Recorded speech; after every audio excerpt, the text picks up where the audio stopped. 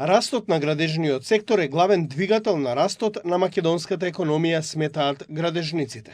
Актуелните бројки говорат во насока дека државата ќе има добар економски раст годинава, бидејќи со актуелните и новите најавени проекти покрај градежништвото ќе растат уште 27 други индустрии кои се поврзани со овој сектор, со што се додава дополнителна вредност на инвестициите. Со промена на самата власт и отпочнување на посериозни проекти кои што беа отпочнати, беа во завршна фаза, се завршија, се отпочна нови, директната помош која што ја направи владата во однос према општините за инвестирање на инфраструктурни проекти во однос на водовод, канализација и се останато кое што е потребно за развој на самите општини, во прва фаза допринесе и за раст на севкупната економија и придвижување на секторот градежништво. За било кој бизнис, за да има раст, потребен е континуитет.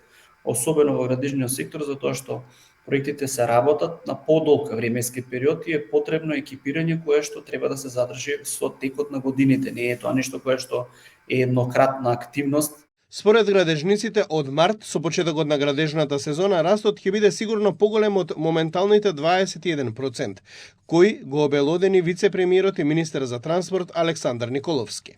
Според Николовски, ова е историски раст во оваа гранка, но градежниците се убедени дека до крајот на годината може да се сруши овој рекорд.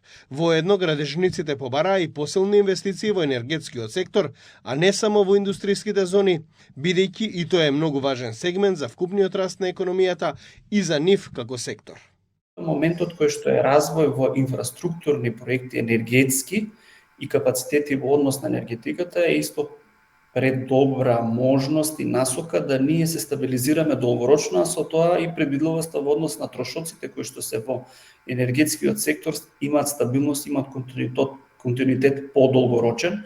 Градежниците се убедени дека во годините што престојат повторно секторот ќе се врати на голема врата, бидејќи има најави за нова подземна инфраструктура во локалната власт, изградба и реновирање на железничките коридори, кои се директно поддржани од државниот буџет или преку грантовите линии кои ги обезбедила владата.